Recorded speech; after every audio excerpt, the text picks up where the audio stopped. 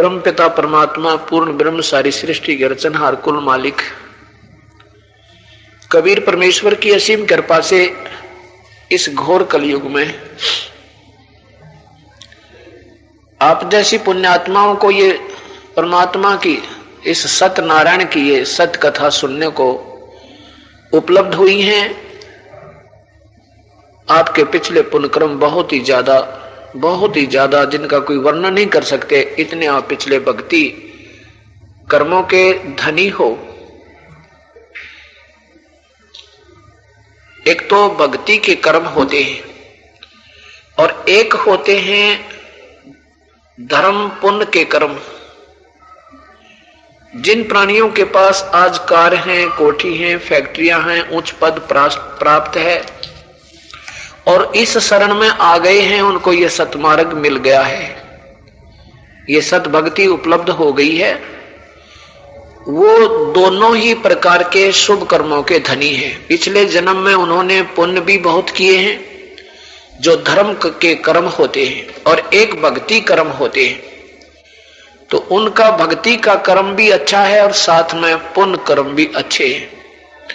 जिसके कारण उनको ये सत भक्ति इस कलयुग में ये सच्चा नाम, ये सच्ची विधि, उस परम पिता पूर्ण ब्रह्म का आश्रय हमें उनकी शरण प्राप्त हो चुकी है जिनको। और जिन भक्तात्मा जो भक्तात्मा इस शरण में आ गए हैं, लेकिन उनके पिछले उनके पास कार, कोठी, फैक्ट्रियां, उच्च पद प्राप्त नहीं है, चाहे वो मजदूरी भी कर रहे हैं, चाहे कोई छोटी मोटी दुकान भी कर रहे हैं, चाहे कोई जमींदारा कर रहा है, चाहे कोई पल्लेदारी भी कर रहा है, चाहे कोई रिक्शा चला रहा है, चाहे कोई कपड़े बुन रहा है, कोई जूते बना रहा है, और उसको भी ये सतमार्ग मिल गया है, तो वो प्राणी पिछले जन्म का पुण्य, उसके भक्ति कर्म बहुत अच्छे हैं। उसके भक्ति कर्म उसी के नंबर बराबर हैं जिसके जो आज उच्च पद प्राप्त है, फैक्ट्री का मालिक है, करोड़पति अरबपति है। उसके भक्ति वाले नंबर तो दोनों के बराबर हैं,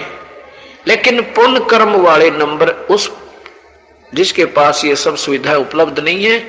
तो उसके वो धर्म वाले कर्म, धार्मिक कर्म, जो भक्ति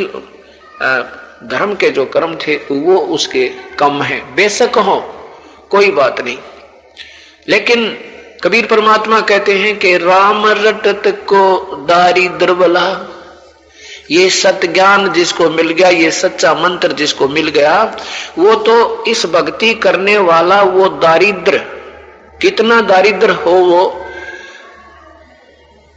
कि उसने मकान के स्थान पर कोई झोंपड़ी डाल रखी हो और झोंपड़ी की भी छान टूटी हुई हो, लेकिन ये भक्ति सत कर रहा हो, उसकी तुलना बताते हैं वो करोड़पति और अरबपति जिनके सोने के महल बने